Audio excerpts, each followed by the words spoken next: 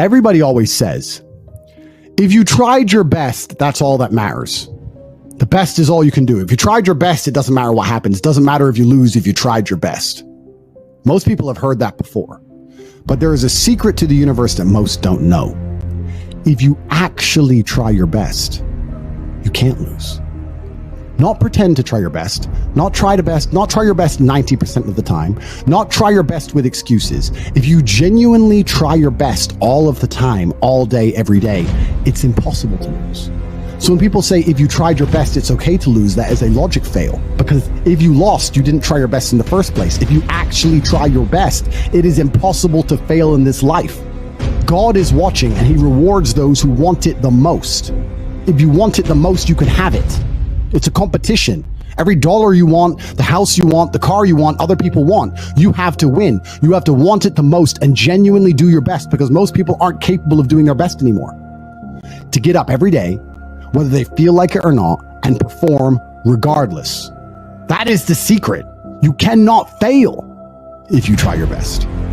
So if you don't have the car you want, the woman you want, the relationship you want, the friends you want, the house you want, you haven't been trying your best. Because I guarantee you, the second you do, you'll have all of it. I believe there's only 3 reasons people are not rich. One of 3 reasons. They're either stupid, arrogant, or lazy. Stupid is actually the smallest category.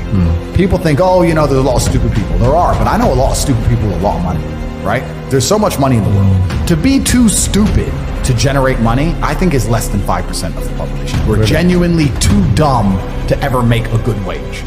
Then you have arrogant and lazy, and these are the 2 most common. Lazy because people just, oh, you know, but I need time to myself. Oh, you know, but it's the evening. Or, you know, it's hyper competitive. There are people who do not need times to themselves. There are people, there's an Indian in Islam, or there's a guy in Islamabad who'll do your job online for $3 an hour and he doesn't sleep. You're going to lose, right? So if you're going to be lazy in any regard, you have to understand there are people like me who are billionaires who work 18 hours a day. When I finish this, I get into my car and I open my laptop and I work on my way to my next appointment. Work all night until the day I go. When I go to sleep, I close my laptop and I'm asleep a minute later. I work. That's all I do. Lazy is a big problem because people go, oh, but I just want to relax. If you just want to relax, that's fine. But you're competing against people who just don't want to relax and you're going to lose.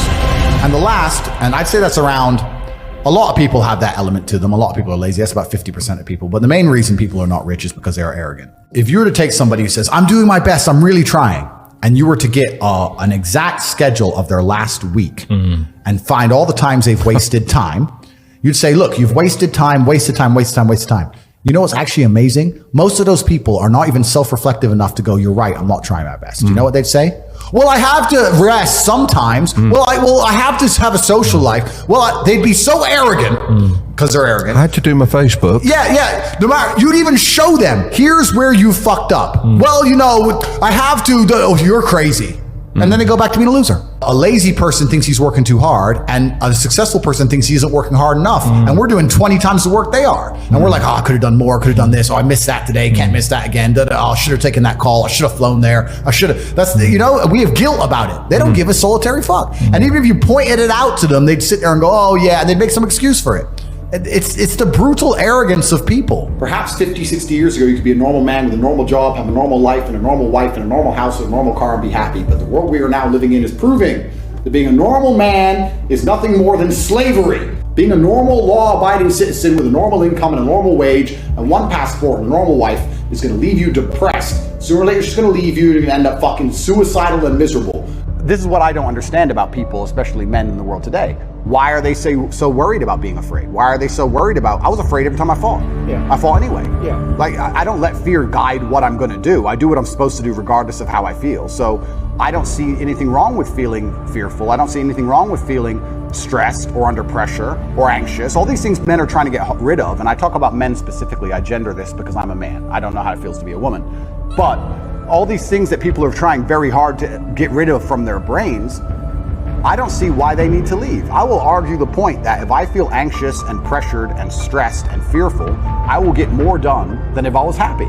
I think if I was happy, I'd just be hedonistic and just wasting my time. I think that you get a whole bunch done with these negative connotations and negative emotions, and I think that life is suffering and pain, and you're here to go through it, and the sooner you get used to the taste, the more successful you're going to be. I have no interest in trying to change the flavor, my friend. The flavor of life is pain, and I will eat all of it. And it doesn't matter if they put me back in jail or not. I'm not sitting there going, how can I be happy in jail? I will sit in jail and say, yes, this sucks. It's supposed to suck. Yes, I'm not enjoying this. Yes, I'm anxious and paranoid. And yes, that guy might stab me. And yes, I can't sleep and I miss my family. And this is what's supposed to happen to me. And this is how I become the best man I can possibly be. And I'm going to succeed regardless.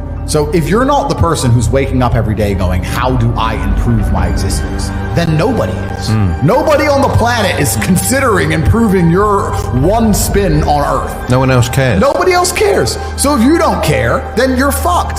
So you need to wake up and care. And it's amazing to me, like you're saying, how did I find my mentors? I just tried a bunch of them. Like when I had no money, I would try very hard I'd listen to lots of different people, or I'd try different things. And I wasn't scared to invest in myself, because I understand that, look, if he's taking time out of his life, then I need to reward him for it financially. And I tried very hard, and I listened, and I paid attention, and I was never lazy. I don't believe there's a person on the planet who pays attention, tries their best, is never lazy, is on time, works hard, has a mentor, and is giving it his all, who isn't rich. I don't believe it. I think that if you do all those things, you're rich. And if you don't have any money, you're missing one of those key elements. Now, you can fool yourself and you can fool everyone else and you can pretend you're doing them, but if you're truly honest with yourself, am I finding people who are trying to teach me what I want to know, and am I trying my best? And the answer is fucking no every time. For you to become rich and successful is going to require pain and suffering. And you have to understand exactly what your dream life is to make the pain and suffering worthwhile. Think about it. Have you ever been to the gym and seen a person in fantastic physical condition? They're strong, they're ripped, they're large.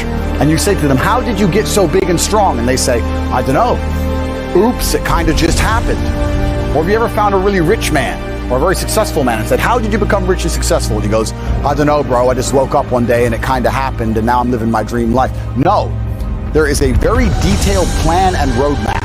For you to become strong, you must eat a certain way. You must train a certain way. For you to become rich, you must earn money a certain way. You must understand exactly how you're going to make money, whether you're going to be a public-facing figure like me or a man of the shadows with millions of dollars.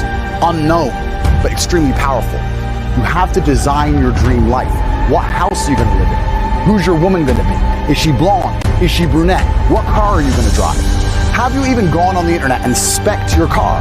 You can design your dream car right now for free on the internet, and you can choose the color. You can choose the wheels. You can choose the carbon. Is it a Lamborghini? Is it a Ferrari? Is it a McLaren? How much does it cost to the dollar? You talk about your dream life. You don't even know what your dream life is. How do you expect to get to a destination when you don't know where you're going? The last thing I am is a hater. If you make a bunch of money and you pull up next to me in a Lambo, I'm going to be the guy who shakes your hand and says, gee, boom, you escaped the Matrix. Congratulations. Welcome to the free world. That makes me happy. I want all of you to win. I'm not a hater. I'm not out here hoping I get to win and you lose. If you lose, you deserve to lose because you didn't take action. If you take